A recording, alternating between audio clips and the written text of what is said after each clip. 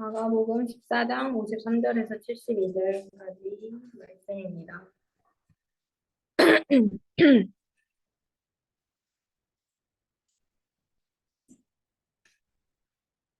제가 읽겠습니다. 그들이 예수를 끌고 대제사장에게로 가니 대제사장과 장로들과 서기관들이 다 모이더라. 베드로가 예수를 멀찍이 따라 대제사장의 집들 안까지 들어가서 아랫사람들과 함께 앉아 불을 쬐더라. 대제사장들과 온 공회가 예수를 죽이려고 그를 칠 증거를 찾되 얻지 못하니 이는 예수를 쳐서 거짓 증언하는 자가 많으나 그 증언이 서로 일치하지 못함이라. 어떤 사람들이 일어나 예수를 쳐서 거짓 증언하여 이르되 우리가 그의 말을 들으니 손으로 지은 이 성전을 내가 헐고 손으로 짓지 아니한 다른 성전을 사흘 동안에 지으리라 하더라 하되 그 증언도 서로 일치하지 않더라. 대제사장이 가운데 일어서서 예수에게 물어 이르되 너는 아무 대답도 없느냐? 이 사람들이 너를 치는 증거가 어떠하냐 하되 침묵하고 아무 대답도 아니하시거늘 대제사장이 다시 물어 이르되 내가 찬송받을 이의 아들 그리스도냐?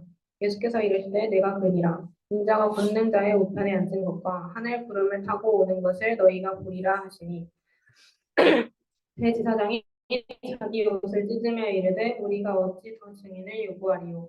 그 신성 모독하는 말을 너희가 들었도다. 너희는 어떻게 생각하느냐 하니 그들이 다 예수를 사형에 해당한 자로 정죄하고 어떤 사람은 그에게 침을 뱉으며 그의 얼굴을 가리고 주먹으로 치며 이르되 선지자 노릇을 하라 하고 하인들은 손바닥으로 치더라.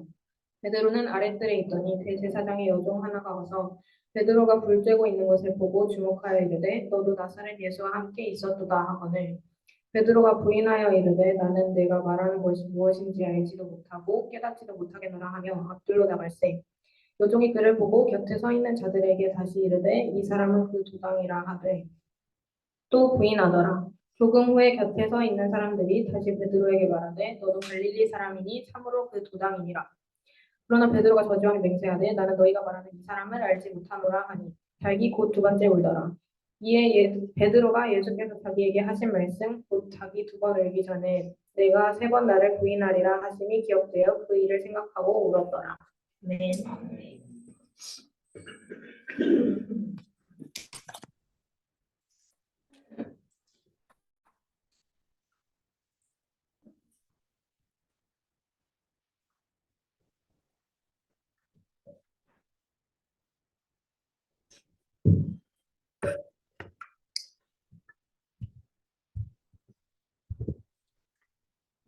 이렇게 같이 예배를 드리는 게 되게 오랜만인데,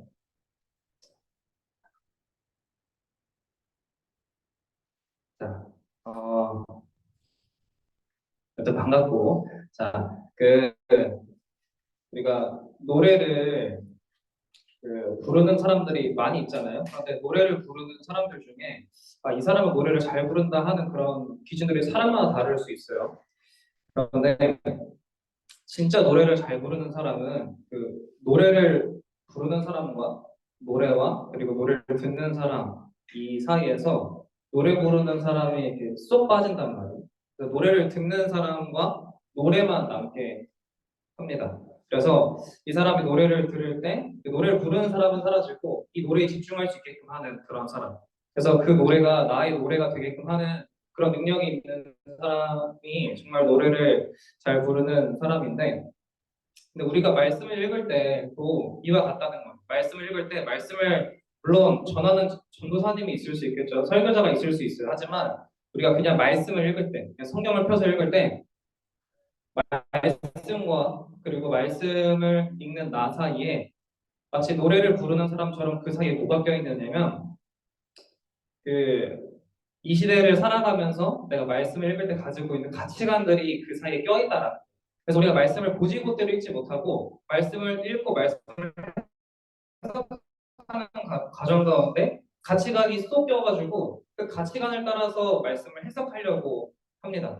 그래서 우리가 정말 노래에 집중하기 위해서는 그 노래 부르는 사람에 집중하는 게 아니라 그 가사와 그 노래에 집중을 해야 되는 것처럼 말씀을 읽을 때도 우리가 나의 가치관으로 말씀을 해석하려고 하는 것이 아니라 정말 그 말씀이 나한테 말하는 것이 무엇인지를 이해를 해야 돼요.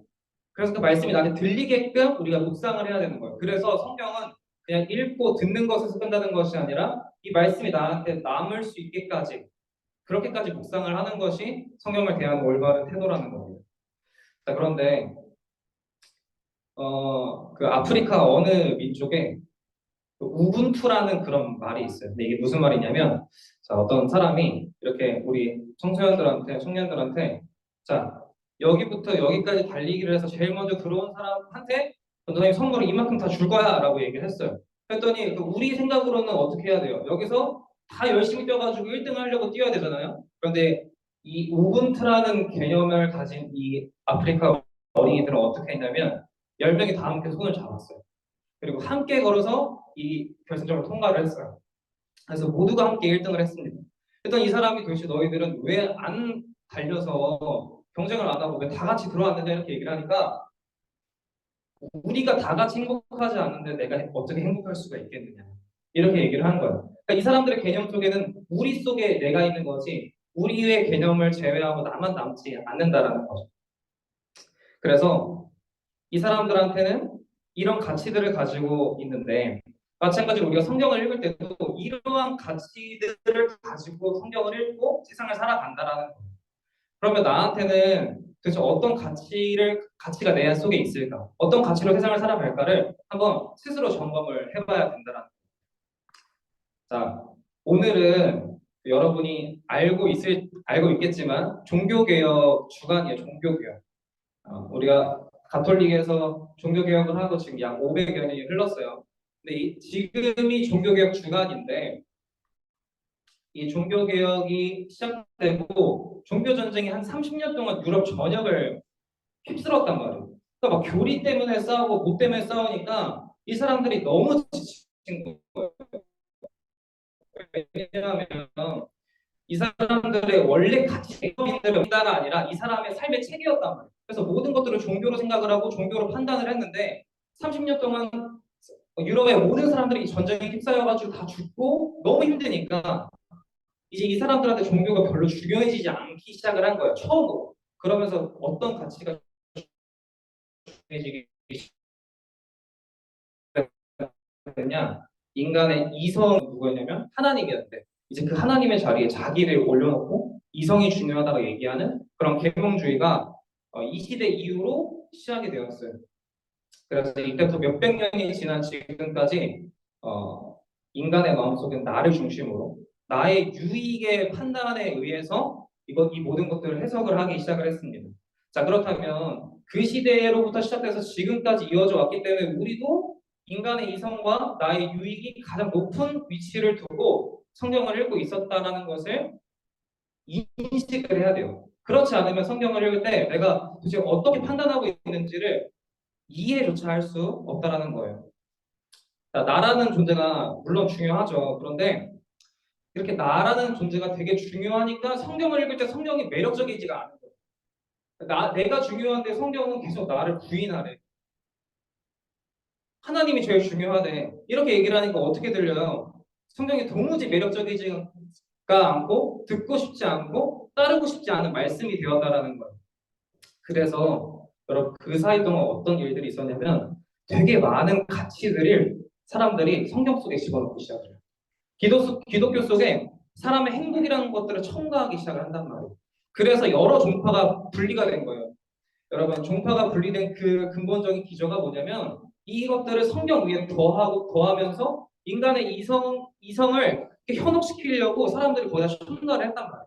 우리가 다니고 있는 이 교회, 이 장로교도 이것과 완전히 무관하느냐? 라고 당당하게 말할 수는 없어요. 여기도 조금 침투를 했습니다. 하지만 그럼에도 우리가 주장하고 있는 게 뭐냐면 오직 성경이라는 거예요. 인간의 가치나 인간의 이성에 대해서 얘기를 하는 것이 아니라 오직 하나님의 말씀을 가장 높은 위치에 두고 해석하려고 하는 것이 우리가 다니고 있는 건강한 교회란 말이에요. 자, 우리 전님이 아까 얘기를 했죠. 노래를 잘 부르는 사람은 노래 부르는 사람이 쏙 빠지고 노래와 나만 남는 거예요. 마찬가지로 성경도 나의 가치를 쏙 빼고 인간의 이성과 어떤 나의 중심성을 쏙 빼고 말씀과 나만 남겨놓고 읽어야 하는 것이 우리가 해야 하는 훈련인 것입니다. 자, 그런 점에서 본문으로 돌아가면 베드로의 모습을 한번 봐요. 베드로의 모습을 보면 이 베드로의 모습과 예수님의 모습을 비교하면서 읽어야 돼요. 성경 다 펴고 있죠? 예수님의 모습과 베드로의 모습을 비교하면서 읽으세요. 자, 말씀 그 자체이신 예수님과 예수님의 모습, 그리고 예수님의 가르침을 들었던 베드로와 그 베드로의 모습을 비교하면서 읽어야 한다라는 거예요. 예수님은 어떻게 하셨어요? 하나님의 원래 의도 그대로 자기에게 찾아온 그 십자가 형벌을 그대로 짊어지셨어요. 왜냐하면 하나님의 의도를 있는 그대로 받아들이셨고 거기에 순종하셨기 때문이에요. 그런데 우리는 어떻습니까? 자, 이 마가복음이라는 성경이 쓰여진 시기가 언제라고 했죠? 우리 마가복음 1년 동안 설교를 들어서 이제 잘 알 거예요. 마가복음이 어떤 배경에서 쓰여졌어요? 뭐 다 알고 있겠지만 저는 한 번만 더 짚어서 얘기를 하면은 로마로부터 큰 박해를 받고 있던 이 그리스도인들. 근데 이 그리스도인들을 색출해내기 위해서 로마는 어떻게 했냐면 희성이한테 너가 알고 있는 다른 그리스도인들을 고발해. 그럼 너 살려줄게. 이렇게 얘기를 한 거예요.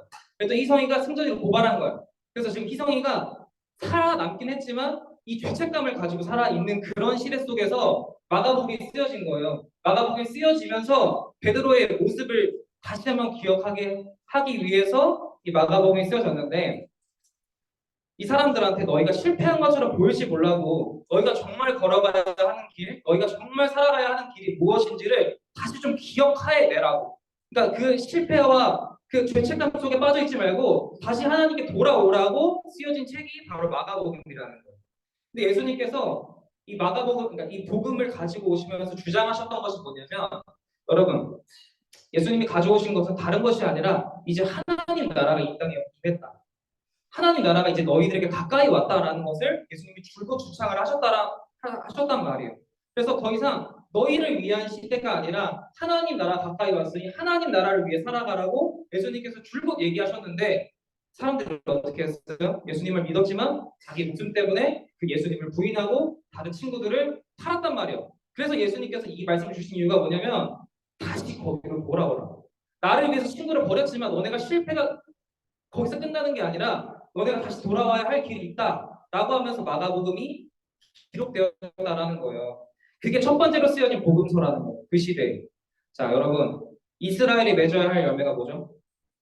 무화과 나무 비유를 얘기하면서 여러분이 기억하셨던 것처럼 이 무화과 나무가 맺어야 되는 건 뭐냐면 이스라엘이 맺어야 되는 열매가 뭐냐면 온 열방이 이스라엘을 통해서 하나님께 예배드리는 거예요. 교회가 어떤 곳입니까? 우리를 통해서 안 믿는 사람이 하나님께 예배를 드리는 것이 우리가 맺어야 할 열매라는 거예요. 근데 그래서 어떻게 해야 돼요? 이스라엘이 쏙 빠져야 된다는 거예요. 노래를 잘 부르는 사람이 중요한 게 아니라 노래를 그 사람이 온전히 들을 수 있도록 노래 부르는 사람이 쏙 빠져야 하는 것처럼 이스라엘도 쏙 빠져서 열방이 하나님께 갈 수 있도록 인도해야 된다는 거예요. 그런데 지금 이스라엘은 어때요? 성전만 중요하잖아요. 자기들 독립만 중요하잖아요. 그러니까 열방이 관심이 없어요. 그래서 어떻게 해요? 이스라엘 성전만을 줄곧 외치고 자기들의 독립만을 외치니까 전쟁만 하고 있는 거예요. 그래서 그 모습을 보시고 예수님께서 뭐라고 하신 거예요? 이 열매 없는 녀석들아 하면서 무화과 나무를 마르게 하셨다라는 거예요. 여러분, 예수님께서 이 땅에 오신 이유가 뭐냐? 예수님께서 하신 일이 뭐냐? 예수님이 영광 받으려고 이 땅에 오신 게 아니라 예수님을 통해서 이 사람들이 하나님께 돌아갈 수 있도록 예수님이 오신 거예요. 그리고 예수님이 무슨 일을 하셨어요? 자기가 쏙 빠지는 일을 하셨잖아요. 자기가 쏙 빠져서 이 사람들이 자기를 통해서 하나님께 돌아갈 수 있도록 오셨어요. 그래서 자기가 왕으로 군림하는 것이 아니라 십자가에 달려 죽으심으로 그 통로가 되어 주셨다라는 거예요. 예수님의 가치는 여기에 있었다라는 거. 하나님 나라로 갈 수 있는 길을 열어주신 하나님 나라가 가장 가치 있는 것이었기 때문에 예수님은 기꺼이 자기를 희생하실 수 있었다라는 거예요. 그런데 이 똑같은 가르침을 예수님이 있는 그대로 받아들이셨지만 그대로 행하셨지만 베드로는 어떻게 했어요? 베드로는 예수님의 가르침을 3년 동안 받았어요. 받았음에도 어떻게 했습니까? 이해가 없었어요. 예수님이 줄곧 외치는 이 하나님 나라의 가치가 도무지 자기한테 매력적으로 느껴지지가 않는 거예요. 왜? 자기는 결혼도 했어요. 나름 돈도 있었던 사람이에요. 근데 예수님을 따르는 것이 그보다 더 큰 메리트가 있어야지 따를 수 있지 않겠어요? 그러니까 옆에 싹 붙어 있어가지고 자기가 높은 자리에 앉을 뭐 그 마냥 그런 마음은 아니었겠지만 그 가치가 남아 있었던 사람이에요. 그러니까 어떻게 해요? 계속 예수님이 십자가에 가야 된다는 그 말씀에 안 됩니다. 당신이 글로 가시면 안 됩니다. 왜? 이해를 못했으니까. 하나님 나라가 도대체 어떻게 임하는지 그 이해가 없었으니까 그것대로 막았던 거예요. 그런데 그래서 뭐라고 해요? 자신 있게 저는 부인하지 않을 거예요. 배신하지 않을 거라고 확답을 했더니 예수님께서 뭐라고 하셨습니까? 너는 반드시 나를 부인할 거라고 말씀하셨어요. 자기가 제일 중요했던 거예요, 베드로가. 그래서 예언대로 어떻게 됐습니까? 예수님 단방에 3번이나 부인했잖아요. 우리가 교회를 다니고 예수님을 따른다라고 말하시면 여전히 내 속에 그런 가치가 바뀌지 않으면요, 계속해서 우리는 이러한 일들을 마주할 수밖에 없어요. 이걸 죽이지 못하고 내려놓지 못하면 평생 예수님을 안다라고 말하면서도 자신한테 유익이 되는 말씀만을 찾아서 골라서 읽어요. 자신한테 유익이 될 것만 같은 교회 행사에 참여하고 자신이 유익이 될 것 같은 것만 듣고 좋아하고 그리고 나머지는 버리는 그런 행동을 보이게 된다는 거예요. 여러분, 예수님을 따른다라는 것은 예수님을 닮는다라는 말이거든요. 근데 예수님을 닮는 게 뭐예요? 예수님처럼 똑같이 행동하는 게 예수님을 닮는 겁니까? 틀린 말은 아니지만 예수님과 같은 기준을 가지고 똑같이 행동하지 않으면요, 겉모습은 비슷해 보일지 모르지만 뒤로 가면 갈수록 내 유익이 앞세워져서 나를 위해서 자기가 원하는 모습으로 자기가 생각하는 모습으로 바꿔서 따르기 시작을 해요.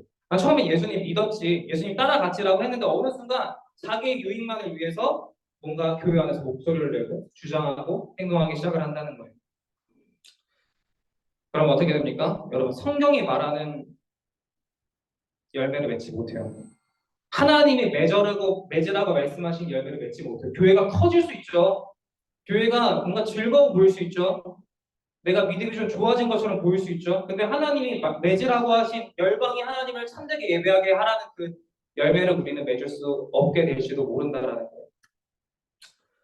자, 차드 선교를 가도 마찬가지고요. 제자훈련을 받아도 마찬가지고요. 예배를 드려도 마찬가지예요. 우리가 이런 기준으로 살아가지 않으면요, 넘어질 수밖에 없고 하나님 열매를 맺은 것처럼 보였는데 하나님이 그게 열매가 아니라고 말씀하실 수도 있다라는 거예요. 그래서 예수님을 닮아가는 이 과정을 우리가 성경에서 뭐라고 얘기를 하냐면, 교리적으로 뭐라고 얘기하냐면 성화라고 해요. 성화. 예수님을 닮아가는 것을 성화라고 얘기를 하는데, 근데 여러분 기억해요. 신자가 예수님을 닮아가는 이 성화는 내가 조금 착해지는 개념이 아니에요. 내가 조금 나은 사람이 되는 그런 개념이 아니에요. 뭐냐면 하나님 나라가 저 끝까지 전파되는 일에 내가 참여하게 되는 거예요. 우리가 지금 어떤 존재로 부름받았어요? 예수님을 따르는 사람으로 부름받았어요. 예수님은 무슨 일을 하셨어요? 자기가 쏙 빠지고 온 열방이 하나님께 돌아가는 통로가 되셨단 말이에요. 우리가 예수님을 따른다는 것은 뭐냐면 우리도 예수님처럼 그 통로가 되기 위해서 부름을 받았다라는 거예요. 그래서 성화는요, 내가 조금 착한 사람에 대해서 욕 좀 안 하고 사람들한테 인정 좀 받고 사람들한테 복음을 열심히 전하는 그런 개념이 아니라 나의 삶을 통해서 열방이 하나님께 돌아오는 그 통로가 되어가는 과정이라는 거지, 우리의 어떤 착함으로 인해서 이루어지는 것이 아니라는 거예요. 그래서 여러분, 우리가 기억해야 되는 것은요, 이것마저도 예수님을 통해서 해야 돼요. 예수님 통해서 우리가 하나님 나라에 갔던 것처럼 다른 사람들도 하나님 나라에 들어가려면 나를 통해서가 아니라 예수님을 통해서 들어가야 되는 거거든요. 그래서 우리가 해야 되는 일은 뭐냐면 우리가 예수님께 가는 통로가 되어줘야 되는 거예요. 우리가 예수님의 그 복음을 전파함으로 이 사람들이 예수님께 돌아와서 예수님을 통해서 하나님 나라에 갈 수 있도록 우리의 성화의 삶을 살아가야 한다라는 겁니다. 이제 말씀을 맺도록 할게요. 원래는 30분까지 마치라고 되어 있었지만 전도사님 원래 준비한 설교는 원래 50분에 끝나는 설교이기 때문에 줄였어요. 뭐 믿거나 말거나. 자, 여러분 말씀을 맺도록 하겠습니다. 베드로가 부인을 했어요. 우리들이 봤을 때는 실패한 것처럼 보일지 모릅니다.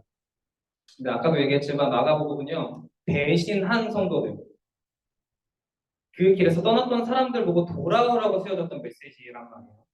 마치 베드로가 예수님을 부인하자마자 무슨 소리를 들었어요? 숱하게 메시지를 들었잖아요. 숱하게 메시지를 듣고 나서 어떻게 됐습니까?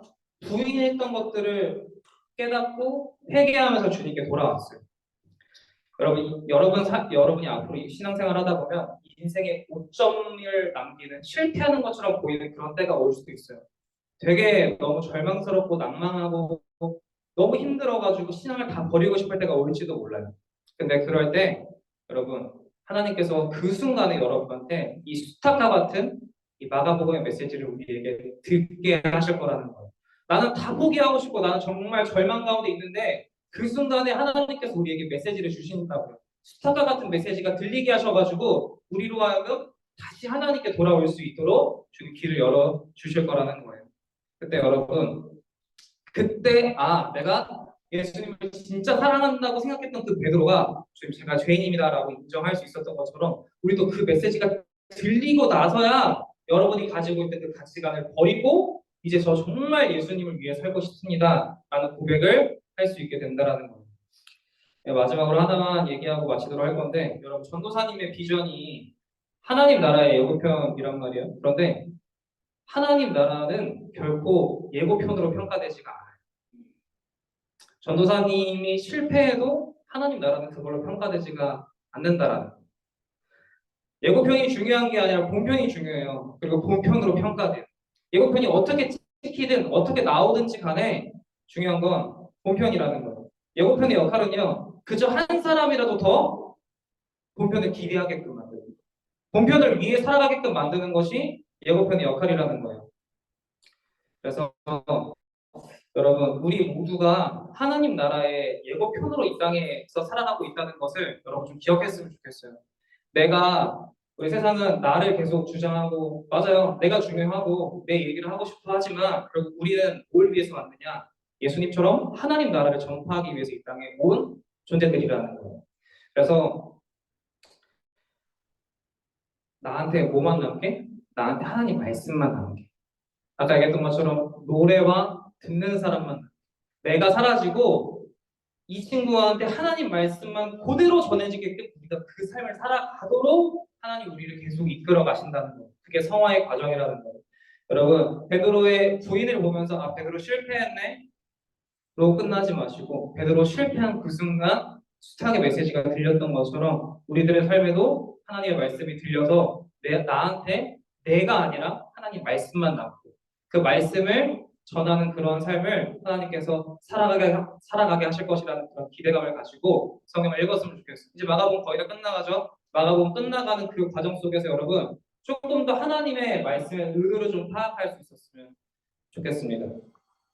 우리 이 시간 같이 잠깐 기도하고 이제 마치려고 하는데 전도사님이 얘기했던 것처럼 예수님을 닮아가는 건요 내가 조금 더 착해지는 그런 과정이 아니라요 내가 하나님 나라를 위해 살아가는 과정인 것. 이제 더 이상 내가 주인이 아니라는 거죠. 예수님처럼 하나님 나라가 단 한 사람에게라도 더 전해지게 하도록 내가 통로가 되는 것이 성화의 과정이에요. 그래서 성화의 평가 기준은 나의 착함이 아니라 나를 통하여 말씀이 얼마나 흘러가는지가 중요한 거란 말이에요. 여러분 그래서 우리가 이제 자전거 타러 나가죠. 이 자전거 타러 나가는 것도 우리가 즐거운 그런 유익한 시간만을 위해서 나가는 것이 아니라 우리를 통해서 단 한 명에게라도 그 복음이 전파되게끔 우리들의 삶이 그렇게 쓰임 받게끔 소망하며 나아가야 한다는 것입니다. 그러니 우리 같이 기도하겠습니다. 우리의 마음에 하나님 말씀만 남게 해달라고 그리고 그 말씀이 전파되는 하나님 나라의 예고편으로 살게 해달라고 이제 같이 기도하도록 하겠습니다. 기도하겠습니다. 사랑이 많으신 하나님 감사합니다. 아무튼 우리들의 삶 속에 하나님 나라가 참 가치 있는 것이 되기를 원합니다. 베드로의 고백처럼 베드로의 부인처럼 나의 실패에 집중하는 것이 아니라 하나님 나라가 내 안에 참 가치가 있다라는 것을 깨닫는 그런 시간 되기를 원합니다. 하나님 아버지 우리가 예수님처럼 자기를 부인하고 자기가 쏙 빠지고 열방이 하나님께로 돌아가게 했던 것처럼 우리도 이제는 예수님을 닮아서 예수님을 따라서 내가 쏙 빠지고 내 인생이 많은 사람들이 하나님께 돌아가는 통로가 될 수 있도록 주님 우리를 사용하여 주시옵소서. 하나님께서 우리를 그렇게 사용하실 줄 믿습니다. 내가 넘어지려고 할 때마다 수사과 같은 메시지로 우리를 다시 한번 일으키실 줄 주님 믿습니다. 주님 우리를 긍휼히 여겨주시고 우리를 불쌍히 여겨주시고 하나님 나라를 위해 살아가는 성화의 가정을 평생 살아갈 수 있도록 주여 인도하여 주시옵소서. 우리 각계의 청소년부 청년부 가운데 하나님 말씀하신 아름다운 열매가 맺어질 수 있도록 우리에게 하나님 말씀만 남게 하여 주옵소서. 하나님 감사합니다. 우리를 참으로 사랑하여 주셔서 하나님 나라의 귀한 통로로 불러주신 주님, 우리가 예수님처럼 예수님을 닮아가는 그러한 인생을 통해서 많은 사람들이 하나님께 돌아가는 그 통로로 살아가기를 소망합니다. 나를 주장하고 나의 가치관으로 말씀을 해석하면서 나의 유익을 위해 보는 것이 아니라 하나님 나라가 한 사람에게라도 전파될 수 있도록 말씀을 더 알기 위해 힘쓰고 말씀을 더 전하기 위해 힘쓰는 그 과정을 우리가 살아가기를 원합니다. 우리가 넘어지는 것처럼 보일지라도 하나님은 결코 우리를 내버려 두시는 분이 아니심을 믿습니다. 그러니 주님 우리를 끝까지 붙들어 주시고 우리를 하나님 나라의 귀한 동역자로 사용하여 주시옵소서. 다들 예수님의 이름으로 기도드렸습니다. 아멘. 교회를 위해서 찬양하도록 하겠습니다.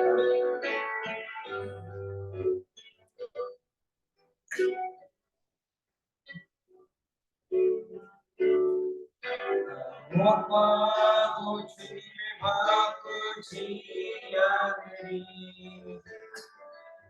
다른 어떤 은혜 구하지 않으리 오직 주님만이 내 삶의 도움이시니 주의 얼굴 보기 원합니다. 주님 사랑해요. 욕망과 성성 다해 하나님의 시시라 친구 되기 원합니다. 박성식 선생님 대표 해주세요. 하나님 감사합니다. 죽을 수밖에 없는 우리를 위하여 십자가의 피를 통해서 우리 구신 것 감사드립니다. 저희들 이 신앙의 청년 학생들이 주님의 제자로서 그런 삶을 살 수 있도록 하나님 함께 해주시옵소서. 오늘 예수님을 따르고 예수님을 따르는 그런 삶을 우리가 살 수 있도록 하나님 우리 한 명 한 명 부족하지만 채워주시옵소서. 모든 삶이 하나님께 영광이 되고 그런 예배의 삶을 살 수 있도록 하나님께 주시옵소서. 예수님의 이름으로 기도드립니다. 주기도문 하심으로 예배 마치도록 하겠습니다. 하늘에 계신 우리 아버지여 우리 이름을 기억하여 받으시옵소서. 나라의 마옵시며 뜻이 하늘의 별로 쟁것같이 땅에서도 이루어지이다. 오늘날 우리에게 일용할 양식을 주옵시고 우리가 우리에게 죄를 자는 사할 것 같이 우리 죄를 사하여 주옵시고 우리를 시험에 들게 하지 마옵시고 다만 안에서 구하옵소서. 내게 나라와 권세와 영원히 있습니다. 네.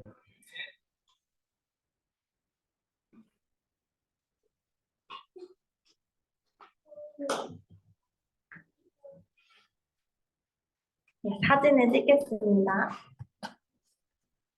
오늘은 앞에 펴줄까요? 잠시만요.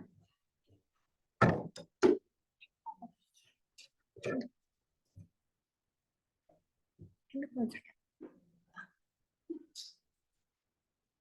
네. 쓸게요.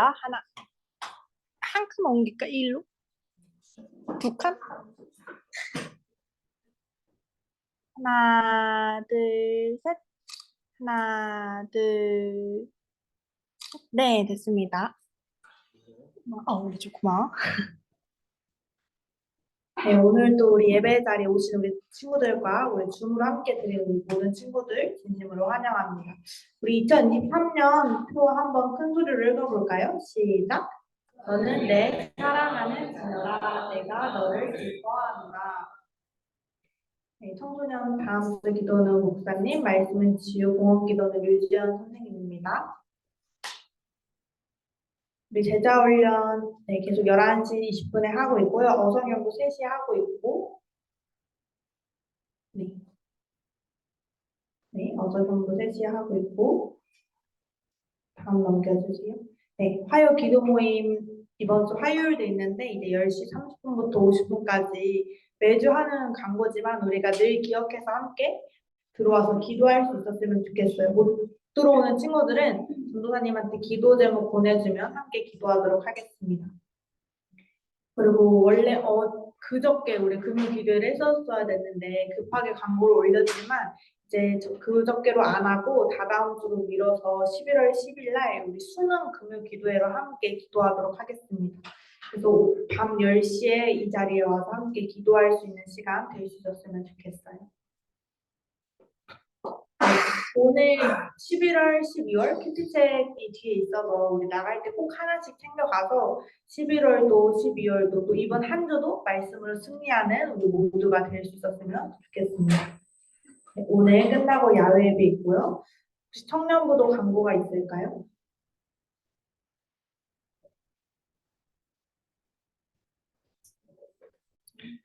그 수능 기도회 10시부터 하는 그 기도회 다 웬만하면 참여해서 같이 좀 기도해 주시고요. 와서 우리 친구들을 위해서 함께 기도할 수 있는 시간이 되었으면 좋겠고, 요거 우리 전도지 뭐 자전거 타러 나가서 자전거만 타도 됩니다.